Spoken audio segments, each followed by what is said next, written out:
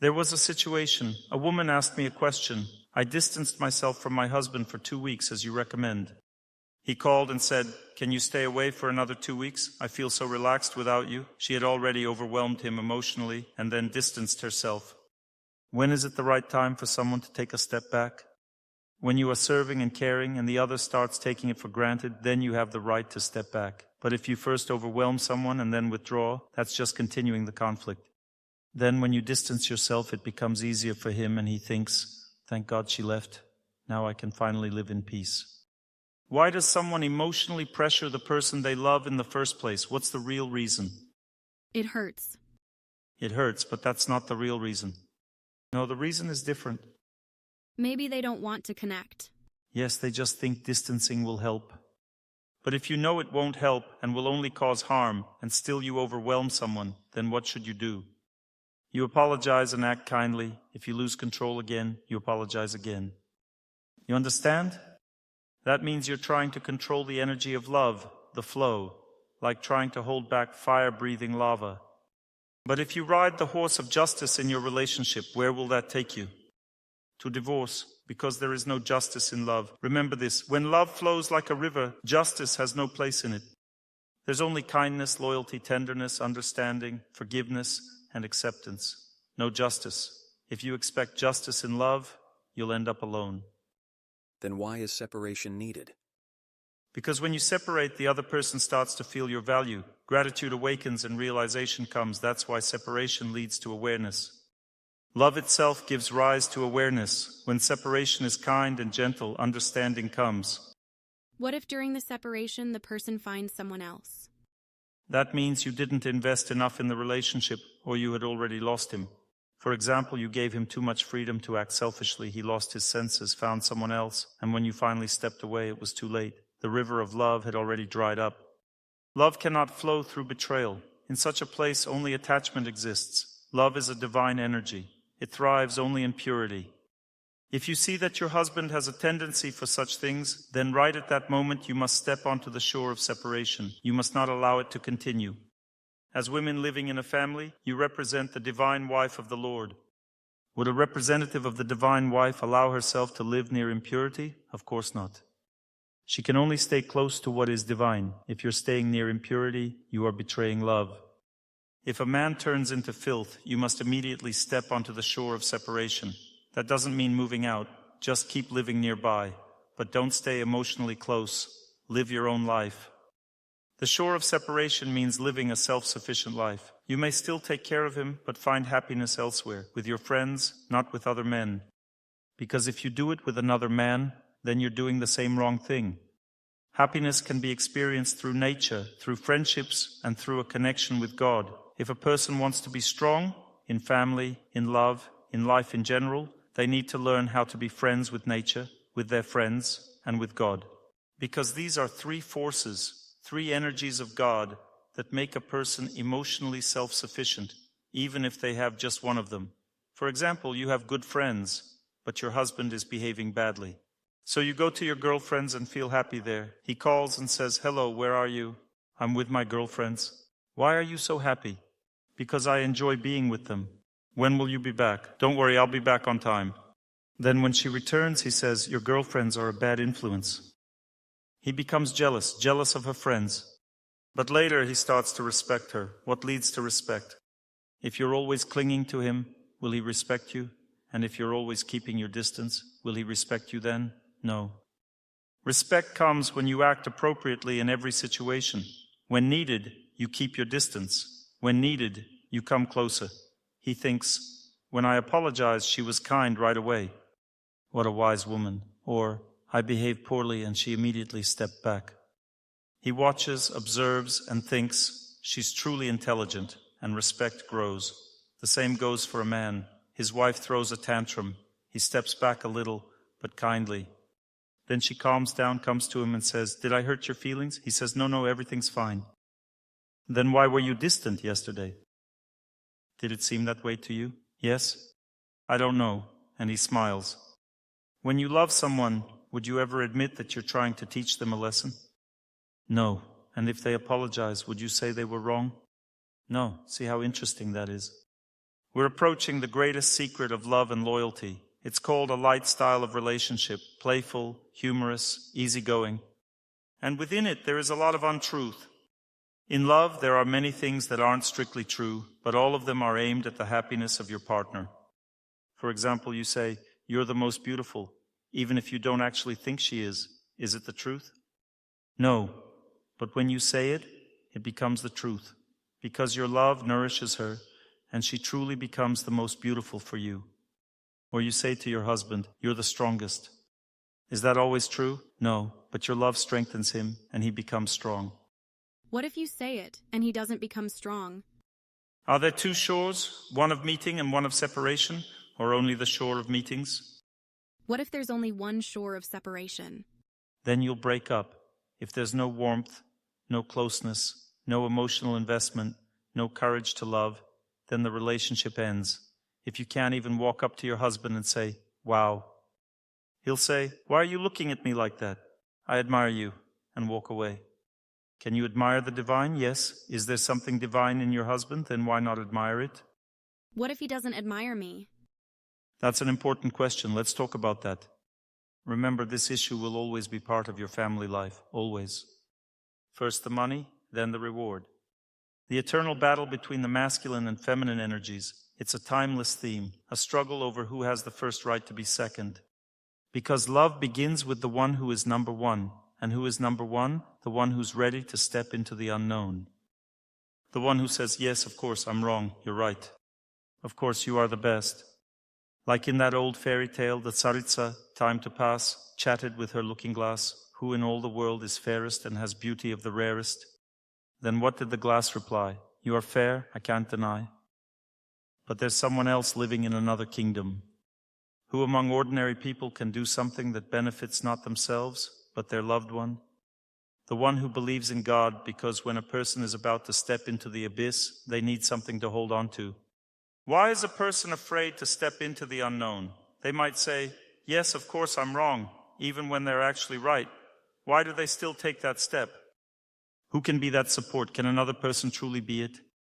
Only for a while, but when that temporary support collapses, the person falls with it, because they were leaning on the wrong thing.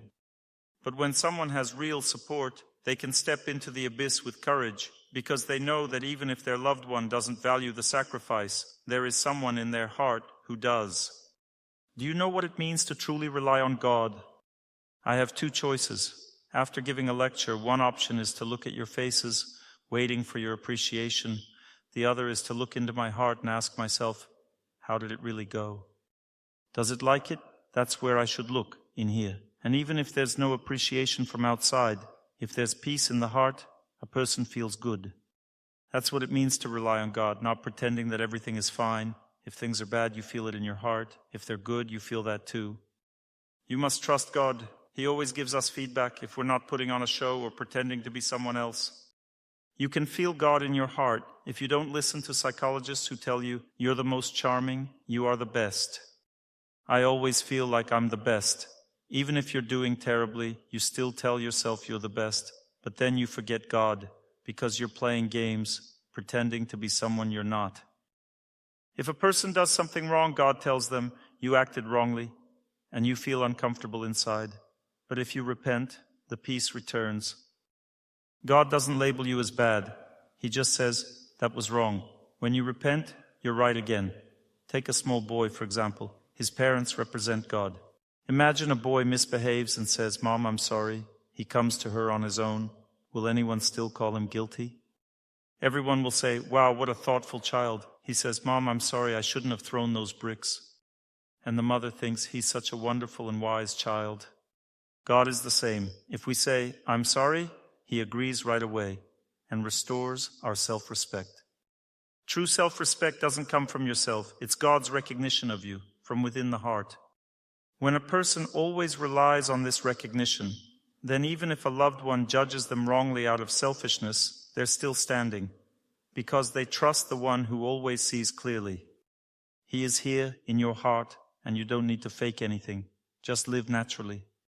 What does it mean to live naturally? It means relying on your own devoutness. Do you know what devoutness is? It's your good deeds. When someone does many good things, they become noble. They don't need to act noble. Everyone can see it. And if someone does evil things, people see that too. You can't hide it. It's impossible to hide anything from people. No matter how much you pretend, others will only feel disgusted if you're fake. Young people often think that if they pretend to be someone great, others will value them more. So they start imagining and acting, but it's useless, and people just laugh at it. I'm the best Carlson in the world, the one who lives on the roof. Of course I'm the best because there are no others like me. You're one of a kind. I said yesterday, I'm the best Mandarin thrower in the world. There are no other Mandarin throwers around. First place. Of course, we are the best in God's eyes, no doubt about that. Each of us is the best because no one else is exactly like us. We had a friend who was quite annoying, always arguing with everyone. On his birthday, we found a card for him. It had a bull on it and said right on the front, "To the most extraordinary." He really liked the card. He treasured it and said, "Thank you." It was such a kind joke. "To the most extra bull dinery." That's how we are, the most extraordinary in God's eyes. He loves us, though sometimes he smiles at us, but he still loves us. A person without inner support can't truly love. They swing to one side only, either the joy of meeting or the sorrow of separation. To have support, you need to pray daily and renew your relationship with God, because when bad karma acts, it takes your support away. You stop depending on God and begin to search for something else to hold on to. You rush around looking for something in life. Even this talk is not about relying on Dr. Torsunov, but on God. If I speak sincerely and honestly, then you're not really hearing me, you're hearing him. But if I speak without sincerity and truth, you won't listen. You'll feel it right away. Dr. Torsunov is exaggerating. You'll notice immediately. That means you're not really listening to me. People always hear God through others. If there is love in your heart, God speaks. Without love, he doesn't. There are true friends in life, and God works through them. He himself acts and gives peace. You come to a true friend, talk. Even if they don't know the answer, you still feel better. You'll find the answer on your own. When a person becomes calm, what happens next? The mind starts working, and the answer comes. It all happens through inner peace. What if you stopped trusting your friends, lost faith in friendship? That means they weren't true friends, because you can't lose faith in real ones. A real friend won't leave you in trouble and won't ask too much of you. To be needed by someone in a difficult time, that's what a real and loyal friend is. So who receives such true friends from God? When someone does a lot for others, God thinks, let me reward this person. And a real faithful friend appears, someone who is moved by you from the heart. No matter what you do or how others treat you, it doesn't matter to them. They will still treat you kindly. A true loyal friend doesn't care about gossip or your bad karma. Even if everyone else leaves, they'll stay. Such a person is a gift from God. And what if they're not from God? Like in the song, don't defend them, let them go. People like that don't rise high, and no one sings about them here either. You can still work with them. No need to push them away completely. Just keep some distance. You can cooperate, but don't hang over the edge of a cliff with them. So now we are learning what loyalty really is. It doesn't exist without the two shores of love. If you're not emotionally mature, if you're not self-sufficient, if you don't know how to move closer to someone or step back when needed, and do all of this with kindness, then love won't last. Infatuation will fade, and you'll end up separating. Infatuation is like a try-and-buy deal, a demo version. God gives it to a person temporarily, and that's it. It always fades away, little by little, for everyone. You will never enjoy each other for your whole life. Because everything is fading, it's all fading, but during this time, you need to cultivate love. Love means fulfilling your duties. The main duty is respect. Everything else fades compared to this. Let's take an example. A man earns money for his wife, buys her a house, gives her many children, does everything for her, but never sits down and talks with her, just comes home and keeps to himself. And in another case, a man gives the woman nothing at all, and he's just sitting in a cafe when she's at her limit. The husband doesn't pay attention to her, but when she meets with another man somewhere in a cafe, he listens to her saying, "You're such a good person. Tell me more about your life." Who will she go to? The one who gave everything for her, or the one who speaks to her kindly? What do you think? Who thinks she'll choose the one who gave everything? You're wrong. You yourself would go to the one who talks to you kindly. No one can skip over respect. Without respect, there is no love. No matter what you do for someone, if you don't respect them, they won't love you. They just can't. Respect is the doorway to the river of love. If you don't treat a woman kindly, gently, if you don't tell her she's beautiful and wonderful, if you don't speak closely with her or listen to how she lives, then she won't stay. You can give her everything, make her life comfortable, but she may still go to someone who hasn't done anything for her, simply because he treats her with tenderness. It's surprising. Or a wife gives birth to his children, takes care of him, cleans, cooks, but she never looks at him with that soft, approving gaze saying, "Yes, my dear, yes." She doesn't look at him when he starts talking saying, "Yes, my dear, how wise you are." But another woman might do that, someone who never did anything for him, and then where will he go? If she doesn't treat him that way, but another woman does, saying sweetly, "Yes, my dear," where will he go? To the second one. Yes, to the one who respects him as a man. Because love works through respect for the divine nature within a person. First, you must learn to see it. If your wife lives with you and you can't see her divine beauty, then you don't see anything at all. You are blind. If a man lives with you and you don't see his divine qualities, which God showed you at the beginning, otherwise you wouldn't have married him, then you are blind, and God doesn't give love to the blind. The blind will not have love, only those who can see will have it. Even if you see nothing, you can still act as if it's a game, because love only exists in an atmosphere of play. This is the deepest truth, and it's very hard to explain because most people won't understand it. If someone understands what love is and how it flows, he will keep joking with his wife in ways that make her happy. He will keep smiling. If she has a tantrum, he'll say, "It's okay, everything will be fine." He plays along, not because he really feels that way, otherwise he'll burn out. If you light paper, it immediately catches fire. To stop it from burning, you have to cover it with foil. You light it, but it doesn't burn. This foil is the playful attitude in family life. Don't take things too seriously, because love is not a serious energy. Now imagine two situations. Let's model them. One girl has fallen in love with you seriously. You see her, she turns pale, blushes, and another girl next to you is laughing, joking, making eyes at you. Whom will you go to? To the second one. The one who didn't fall in love seriously. Why? Because love is not a serious kind of energy. Or take this example. A young man falls in love with you and says, "I'm blushing, I'm turning pale." That's one option. Second option, maybe I'm not handsome on the outside, but I'm beautiful in soul, for sure. Whom will you choose? To the charismatic one. No, not the charismatic one. The one who can handle the energy of love. The one who can bear it. This is a classic example for you. One is messy, always throwing tantrums with a long nose. The other is handsome, charming. The second one is charming, yes, but sad like Pierrot. My bride Malvina is gone, while the other one is cheerful. Whom will you go to? To the cheerful one. But he's so messy, always acting spoiled. There's Buratino, there's Piero. Are you going to Carabas Barabas? To Duramar for leeches? We sell them for money. The bird catcher sings of birds, the fisherman sings of fish, and I sing of leeches. I sell them for money. Is that where you're going? You'll end up with nothing, just a fake Chinese hut. He'll trick you like a rabbit. Better go with Buratino. He's cheerful. Dr. Torsunov, can I ask, how can one become that second option? You need to become independent. Rely on God. The first type means you're weak in front of love. You don't have the strength to carry it. When a person relies on holiness, they become independent. They start to look at things from a distance with perspective. How do I behave with you? Cheerfully, with jokes. Do you like it? Now imagine if I were like, "Dear friends, I'm a little nervous, but I have so much knowledge for you." Is that normal? What kind of atmosphere does love live in? A light, joyful, playful one. It's meant for the happiness of the other person. Not sarcasm about a woman, but care, so that she feels happy for her. What can I give you, my dear person? Maybe I'll give you this sunrise. Can he actually give a sunrise?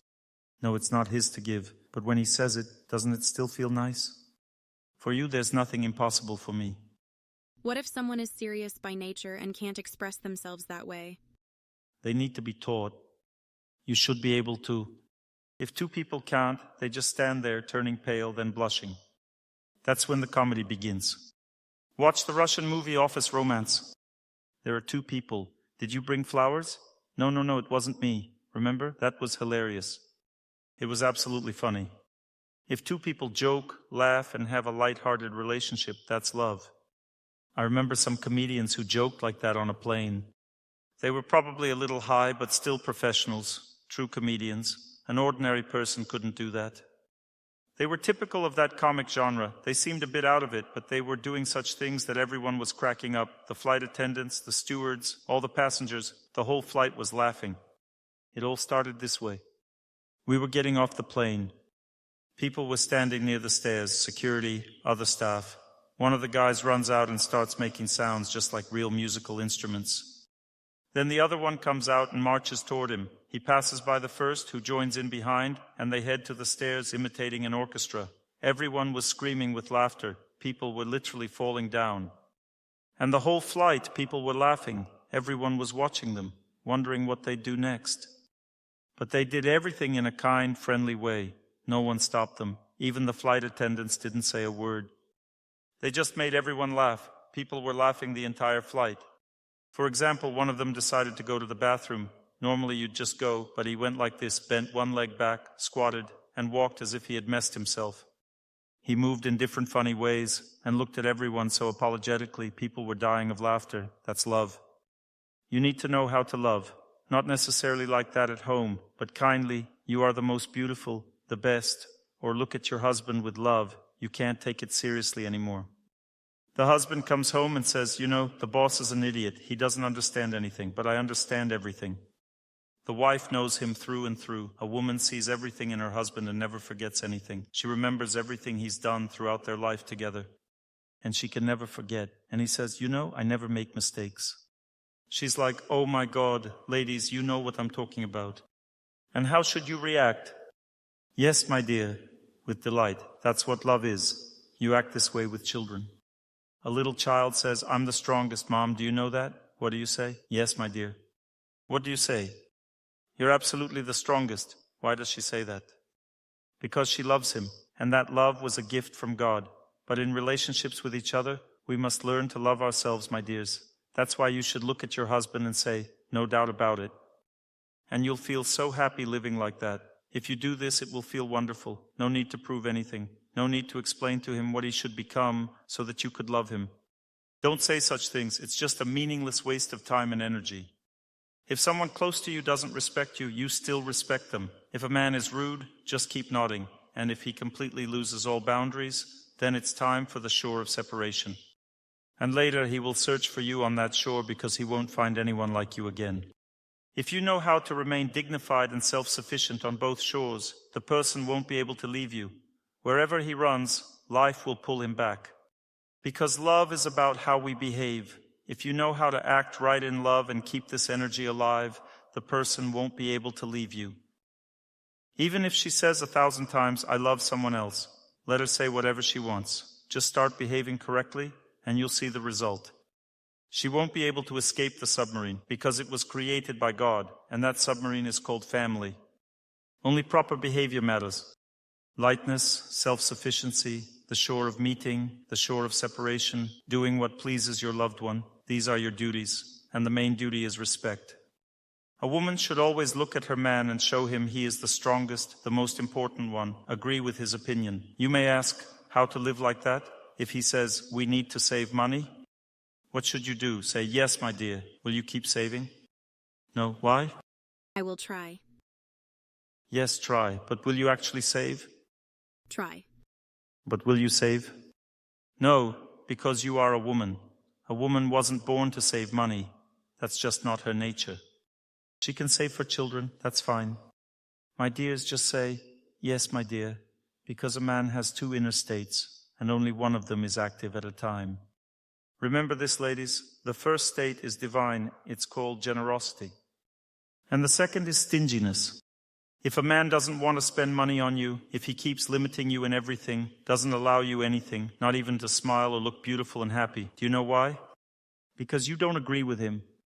That's the only reason, nothing else. But if you agree with him, what happens then? He won't believe it at first, but slowly, gradually, he will shift into the state of generosity. And the zone of generosity means that... So it means doing what's needed, even if I don't feel like it? Yes, now tell me, is a woman naturally generous or not? Yes, I'm generous. You are generous? Let's figure this out. Here are two identical stacks of money, 10,000 rubles, that you earned yourself. That's different. Why is that different? And one stack is what your husband earned. Which money is easier to spend? My husband's. You're okay spending his money on everyone, but what about yours? No. Are you generous? No, that's honest. Women are not generous by nature. They can easily serve, take care. Their generosity goes toward care, but not toward welfare, money, or some resources. But if your husband spends your money on himself, when will you forget about it? Never. Never. And if you spend your husband's money on yourself, when will he forget about it? He'll forget right away. He won't even remember. Do you feel the difference? Are women generous? You can care for others, help other people, but when it comes to wealth, money, house... What if I'm thrifty and economical? I completely forgot. A woman can't be bad. She's always good. I forgot. I'm sorry. A man is generous by nature, and a woman tends to care for people. Okay? We've decided this. We won't consider other aspects. You see, a woman can't be bad, right? This is also true. You need to know about this. I'm telling you now, ladies, that a man is either generous or stingy. If your man doesn't want anything, it means that you don't respect him, you don't agree with his opinion. If a woman agrees with a man's opinion, he immediately becomes generous. But to agree with a man's opinion, you need to take a step into the abyss. Because you're afraid that your opinion will never be heard. Why don't you agree with his opinion? You're afraid that your opinion will never be heard. Don't be afraid. For example, you want a dress, but he says, "We'll save money." You should say, "Yes, my dear," and bring him into the state of generosity. Then you'll have a dress, despite the fact that you're saving money, as an exception. What if he wants to drink? How do I agree with that? That's already a sin. When he talks about sin, you need to move away from him into the zone of separation immediately. Don't answer anything at all. You don't object, you just leave at that time and that's it. You can't forbid a person to drink on a holiday, but you simply go into the zone of separation. You show him that this is not your life. That's all. To drink means to invite merry spirits to a celebration. In foggy brains, there is no purity, no sincerity. When spirits come, there is no love. This creates a befouled atmosphere. Love exists only in a divine place. If you put an icon, light candles, then it will be a celebration. But if you put a bottle, then it will not be a celebration. This is not a divine atmosphere. There is no love there. There is only enjoyment. Love is pure energy. It can only exist in a pure atmosphere when people are sober. This topic is already difficult to understand. Love is a game. Try to understand this. Love is meant for strong and brave people. Love is never meant for the weak. A person must be self-sufficient in love, must know how to relate to women. One must be brave in relationships. You need to be very gentle and kind to a woman. You need to be very respectful to a man. And always forget about yourself. When you treat a man with respect, he becomes very strong. When a man is very strong, he doesn't behave very well. He's like a bull in a china shop. He destroys everything around him. At this time, you need to distance yourself from him a little bit. Show him your feminine strength. When people achieve faithfulness in a relationship, they feel very good with each other. There are two types of love. There is hot love and there is cool love. When people are not perfect, they cannot handle the energy of love. Their love is very hot. They burn very strongly from the energy of love. They feel bad. They suffer. They feel injustice very strongly. When a person can behave very purely, in a sublime way, they experience cool love. Cool love means purity inside, faithfulness, depth. Eternal love has a very calm, quiet, deep nature. The nature of gratitude, purity, faithfulness, and deep understanding of a person who has such love in their relationship. Pure, deep, bright, long-lasting love. We have it. How long have you been living together? More than 30 years. Somewhere after 10 years, such love only begins to form. We represent each other's long memory. Long memory. Faithfulness means a long memory. Love is a very dangerous force. It is fully available only to those who go to heaven. In heaven, there are no problems with family life. Because heaven is for people who did good deeds in their lives. They enter into the right relationships. But if they don't become attached to God in heaven and don't put God first, they return to earth after heaven. And they search and search for this love. Because in heaven, relationships last for 70, 80, 90 years. People live happily together for 90 years. Then they come to earth. And what do they do on earth? They look for a specific person. They know exactly who they are looking for. And then when they find that person and that person leaves them, they think, how could this person leave me at all? Or why aren't they with me? They should be with me. This happens because they confuse the person who was in heaven with this one on earth, who looks similar but is not the same person. This is called unrequited love. Unrequited love is not just someone being unlucky.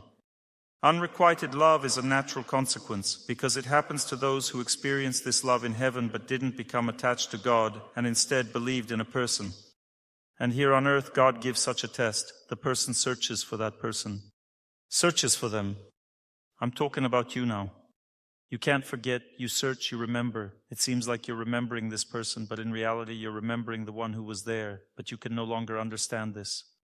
When you start communicating with this person, you see that something is wrong when you communicate closely, but when you start remembering, it's them, because you're not remembering this person, but the one who remained in heaven. And what causes unrequited love? Is this a terrible thing or not? You can't forget the person. You remember them. Remember all the time. Can't forget. You can't be with anyone else. You're constantly remembering. Is it a terrible thing or not? It's terrible. How to get rid of it? You need to feel God because He possesses cooling love. Hot love is experienced toward a person. Divine love cools the heart, irrigates it with purity and calmness, faithfulness. While love for a person is painful, you are obsessed with a person. And divine love between people is not painful, it is pure and bright. Once I was talking with a husband and wife who had been together since they were 17. They had a university degree, they were very intelligent, very serious people. The man wasn't feeling well, he had high blood pressure. His wife was trying to dissuade him. He said, I want to talk with Dr. Torsunov. It's important for me to clarify the question, does a person need a living spiritual teacher in life, or is it enough to just worship a saint? We talked for about an hour. He was very concerned about this topic. Then when we stopped talking, he had a stroke right before my eyes. I started pressing pressure points, trying to save his life, while his wife looked at him with such an enthusiastic, very pure, bright gaze. And he passed away without regaining consciousness. They took him away in an ambulance. He passed away. She came to me and looked at me with a pure, bright gaze. I said, are you crying? She replied, no. I said, are you upset? She said, no. I asked why. She said, because I love him. She smiled and said, I have bright memories of him. When it happened, I knew he would leave. He was leaving, I already knew. I was saying goodbye to him. I looked at them and saw that they would meet again in heaven. They passed their exam. They had a pure, bright memory, pure view of a person, pure gaze, pure memory, a pure relationship. People pass their exam. When we live with each other, we are taking an exam. To pass it, you need to treat the person very kindly, forgive their shortcomings, and behave faithfully. Do not scold your wife, respect your husband, and try to live like this for God. And if you do everything right, you will learn one truth, that even in this person there is a soul, which means there is a lot of purity through which God will give you happiness. It turns out that even through this person who has annoyed you, God can give you happiness. That's why He keeps you together, because you need to pass your exam and receive happiness through this person. But the path to this happiness is very difficult. You need to walk this path, but not with someone who betrayed you. When you are betrayed, you should know that there is one soul who never betrays. You must find refuge in this soul. And if you were badly betrayed, it means that you also betrayed someone and are now being punished for it. The soul that never betrays is right in our heart. And the energy that enters them and gives them the power to shine has a subtle, invisible nature, and the source of this energy is God. When a person interacts with the Supersoul, everything calms down in their heart, and they become happy. There is an amazing poet, Rabindranath Tagore, who achieved this pure love for his wife. When he was passing away, he wrote a poem. When they part, and when she remembers him, it means that he will come to her at that time. And then, when she will be passing away at the end of her life, through this principle of love, she will meet him again. This is the knowledge he gave to her. You both go to heaven. If you don't put God first there, you'll end up back on earth without that person, and you'll spend your whole life looking for them. Therefore, a person can never give another person the highest refuge. Memory can give it. Memory remains. And we get confused. Unrequited love is a memory from a past relationship. You had a very long relationship in heaven in a past life. You lived with a person there for about 75 years, and in this life, you've been looking for this person since childhood. When you found someone, you thought it was them, but it turned out not to be them, and now you keep remembering, constantly remembering. Because in heaven, God wasn't in first place. You were too deeply immersed in your relationship with that person. This is the exam of a person's entire life. You need to learn to put God first. Otherwise, everything in life will be unstable. Those who put God first don't even fall from heaven to earth. They remain there. Unrequited love. One famous singer lived in heaven in his past life, and he always sang about this unrequited love. A person lives for love. Who is the source of love? I love him. If you don't know the source, what can you know about love? The sun is the source of light. If a person has never seen the sun, will they be able to distinguish the light of a lamp from the sunlight? For them it's the same, because they haven't seen the sun. You need to feel the sun to understand the difference between sunlight and lamplight. How does the color of the sun differ from the color of a light bulb? The sun is life, it's not just light. The sun gives life. It's a light that possesses the deepest purity. It's purer than anything we could ever find in this world. And you don't even know that the sun itself is nourished by another sun. There is a higher sun. In our universe, there is an invisible planet, an enormous heavenly planet. If you were to look at it from here, if you could see it, you'd realize it's bigger than the sun. The sun looks like this in the sky, but the heavenly planet is bigger. Much bigger in size even from here. It's located very far from here, very far, and all the stars in the universe are nourished by it. That means the stars here shine with phenomenal light. They shine with quanta of light. There are nuclear reactions, explosions happening on stars. And the energy that enters them and gives them the power to shine has a subtle, invisible nature, and the source of this energy is God. He gives such power to the main star, which enters invisibly into all stars and nourishes them with its light. It nourishes each star system. There is the solar system, there are other star systems, and everything in the entire universe is nourished by this light. Divine power gives birth to life, it gives life. Nothing can compare to the sun. The sun gives beauty to a person. Love is also the energy of the sun. It can be transmitted through people. For example, a young man feels the energy of the sun through girls. Girls feel this energy through guys. Older people simply feel the energy of the sun through kind people. When a man rejoices in everyone, he radiates the energy of the sun. When a woman loves people, she radiates the energy of the sun. This energy manifests as joy through men and as love through women, as kindness to people. If a woman doesn't treat people kindly, she is not beautiful. If a man is not cheerful, he is not handsome. A man asked me, "Why can't I get married?" All the ladies laugh. Why can't he get married? Why is the cowboy uncatchable? Because nobody wants him. He gallops through the prairies. No one is trying to catch him. Or Don Quixote of La Mancha also fights with an invisible enemy in the form of a windmill, because he's a little off his head. If a man is not cheerful, he's not handsome. You can receive the sun through people. There's a song that tells how the energy of the sun works through people. Love is a strong energy for strong people. Weak people, meaning a woman who cannot love people, a man who cannot rejoice, they cannot love. Why doesn't anyone love me? Because you don't behave like a person who can be loved. If a light bulb doesn't shine, does it look like a light bulb? Well, maybe it looks like one externally. When a cheerful guy looks at girls, what does he fill himself with? What kind of energy? Joyful energy of the sun. The energy of the sun is the energy of optimism and joy. If he's sad, disappointed in life, he can't love anyone. A woman who was abandoned and became disappointed in life says, "Somehow I can't meet anyone."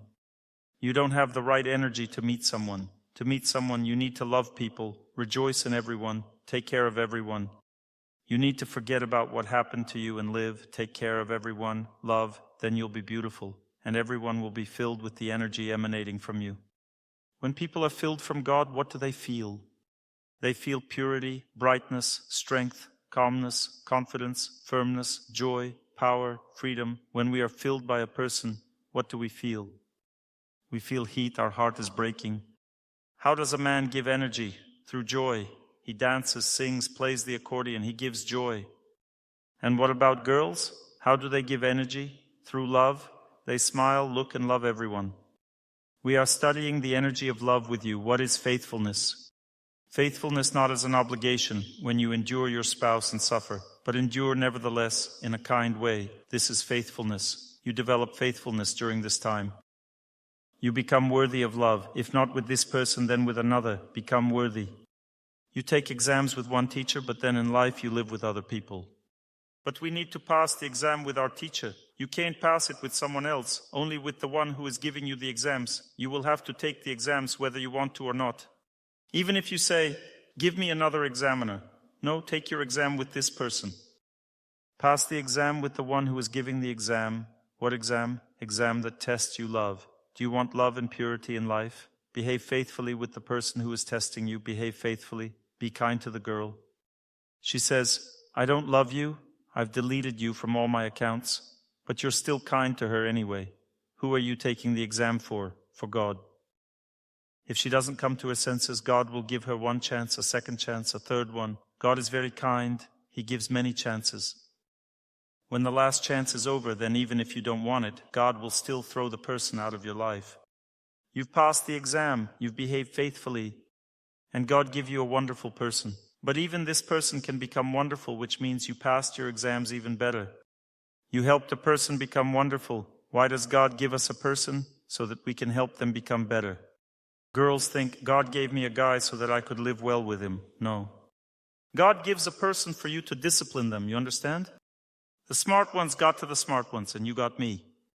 Each person gets what they deserve. Of course, you want something better, but you'll get what you're supposed to. A new soldier came to training camp. He sat down for lunch. Everyone has butter. The sergeant has 2 pieces of butter. He has none on his plate. He approaches the warrant officer and says, I wasn't given any butter on my plate. He says, if it's not given, don't eat. 6 months pass, he's already been made a sergeant. He's already leaving the training camp, and he has 2 pieces of butter, while the young recruits sit without butter. He approaches the warrant officer and says, I'm supposed to get 2 pieces of butter on my plate. If it's supposed to be there, eat it. You always want 2 pieces of butter, but first you need to learn in training camp. Who likes their own fate? Raise your hands. I've written down and remembered everyone. I'll tell God tonight. Don't be sad later if anything happens. The best thing is when you accept your fate. Who showed an example of how to make yourself like your own fate? Jesus. What did he do? He took his cross. What was his cross? It was all our sins. He carried his cross, meaning all our sins. Everyone spat on him. Why did he do this? He showed that if you don't take your cross, you won't be happy, you won't be resurrected in this world. You won't be happy, you won't receive heavenly joy. Learn to carry your cross. And your cross is your close person, your relatives, not strangers. The apples are always better in someone else's garden. So love begins with acceptance, my dear friends. No acceptance, no love. Acceptance is the most difficult thing in life. It's very difficult to accept the person God has given you. When you accept, from that moment, what is the first drop of love? It's care. The first drop of love is taking care. You just do it, fulfill your duty, don't expect anything, don't wait for something new. Just take care of them. The second drop of love, a person becomes grateful. They see your care, they become grateful. The third drop of love is respect. You already respect them because you're learning this. They begin to respect out of gratitude. Love always goes first in one direction, then in the other. Why do people disagree and argue? Because they don't want to be first. They don't want to be the one sending love in the other direction. This is the most difficult thing. And who will receive more rewards? The one who is first, waiting for the conscience to awaken in the other person. They take care of their close person as they should. A man says, I worked hard, toiled for her all my life, Dr. Torsunov, and she left me for another man because you didn't know how to do it right. Yes, you need to take care, bring money, but the most important thing is to treat a woman kindly. That's what she needs most of all. Otherwise, there won't be love between you. You toil for her, give your life, but love doesn't enter her heart. She doesn't feel this love. Or a woman has given birth to children. She takes care of her family, does everything right, and behaves faithfully but doesn't respect the man. She doesn't listen to him, doesn't agree with his opinion. So what will happen? He won't love her. There will be no love in his heart. When a man sees that a woman agrees with him, love enters his heart. And if you don't agree, do you think there won't be another woman who agrees with him? There won't be another woman? Won't there be someone who agrees with your man? There will be. And what will happen next? He will be punished. No, what will happen is that he will leave you. You will lose your man. It seems that someone else's husband is better. In fact, all women who lose their men regret it in the end, because it's very difficult to find a good person. We all want our loved one to be a good person, but we don't think about what we are like. The first step is acceptance. There are no other options. If you don't accept what God has given, nothing will happen further. There is no path from your husband to another person. When you leave your husband or wife, it's a path into the desert. Because even if you want to be with another person, you still have to first go to the person who left you or wants to leave you. Go through this path. And if they don't want to return, it's precisely on this path that you'll meet another person. Not when you've gone into the desert. But if you're trying to get your loved one back, preserve your family, though it can't be preserved because they've betrayed you completely. Still, it means you've walked the path. On this path, you will meet another person. We never abandon anyone, but we don't always meet them either, because you shouldn't meet a scoundrel. You need to set a condition for them. One wife was seeing her king off to war. She said, "Return with victory." And one day he came back and began knocking at the palace gates. "Let me in, I am the king." She told him, "My king will return only with victory." What could he do? He could only win and come back victorious. There is no path to the desert in this world, and if a person goes into the desert, they won't find anyone there. They still need to first make amends, return back, and then they will receive another person. If they wander through the desert, there will be many strangers. You need to first go back, make amends. Go again into the relationship that God gave you. Therefore, it's pointless to run away from this relationship. You won't be able to run anywhere. Try it if you can. Did you manage to run away? The girl in the back, did you succeed? You ran away, you just don't remember. You ran away in your past life. And you ended up in emptiness. That's why now, all your life, you're afraid of losing someone. You're afraid of being alone. You're afraid, very afraid. Because you experienced loneliness, you passed away in loneliness. Now you're afraid of this, because there is no life in the desert. What questions do you have? Can I ask a question? I was at your lecture last year. I had a very serious breakup with my husband, and you said that he wouldn't come back, and there would be another person. Because I abandoned people in my past life. My husband didn't come back. I wanted to ask, when will I meet my person? Such intrigue began. Well, yes, you're right. When will you meet him? I'll answer you. When you start to love people so much that beauty will burst out of you and knock men off their feet. As long as you wait for someone to come, no one will come. I try to take care of everyone at work too. Your eyes lit up. They lit up. Excellent. Keep making your look attractive. Am I doing everything right? Yes, you're doing everything right. You want a good person for yourself, don't you? Yes, I've been through a lot. God gave you a person 3 months ago. Why didn't you like him? I think he was an unworthy person. That's why I'm saying you want a good one. He didn't have those qualities. Then keep waiting, but don't be capricious. You want a good one, right? How long should I wait? Just don't set the bar too high. I want a family, children. Don't set the bar too high. When a man is working on himself, developing, he's not as cool as you are. If he's courting you, wants a family, he's making efforts, that means he's your person. You won't feel it, but if you behave more modestly with him, then you will feel it. You think, you're not good enough, I'm so cool. Soon God will give you a good person in about 4 months. But your first reaction to him will be that you'll want to show off a little in front of him, which is fine for a short while, just a bit. If you show off too much, he'll think, I'm probably not good enough for her. And then he'll wave you bye-bye. Do you understand? He's already on his way, but I feel that you're not in the right mindset yet. One girl asked me, when will I get married? I told her, when you make enough effort and austerities so that the person who is right for you rises a little higher, and you need to get rid of your pride. I'm constantly performing austerities. Well, now you just need to get rid of your pride. Oh, look how humble you've become. Good, just stay in this state now. Your question, yes. Dr. Torsunov, 16 years ago I left my husband. We didn't communicate for 8 years. And now we've been in contact for the last 6 years. He believes that we are still married, that we are a family. Well, does he want to come back? He wants to. He's planning to propose to me, but he can't make up his mind, I guess. Does he live far away? Far away, he lives in another city. You need to visit him. Not to move there, but to visit, start cooking for him, cleaning. Let me tell you an amazing story. In one family, a husband and wife had a big fight. It was his apartment, and he grabbed her by the collar. And he wanted to throw her out of the apartment, so he dragged her to the door. He dragged her to the door, opened it, and started pushing her out. She resisted with her feet, with her hands, and he spent about 40 or 50 minutes trying to kick her out like this. When he was exhausted, he sat down and realized that this was fate. So they stayed together. Strange situation. You need to go to that city, knock on his door, and not leave. Can I ask you something else? Were we supposed to come to these lectures together? It doesn't matter. Go to his place, knock on the door, and go in. Look, your daughter likes the idea. See, she's laughing. No? Why? You're offended by him, aren't you? It's okay. Mom stays there, cleans, does laundry, cooks. Then invite daughter, and the daughter will tell him everything. Don't worry. Why are you crying? He wants to come back. Help him. I think I'm helping him, but there are several things that worry me a lot. Like what, for example? First, we have a big age difference. How old is he? He's 65 now. I'm 40. Do you have a child? Yes. You haven't found anyone else in 16 years? That's the issue.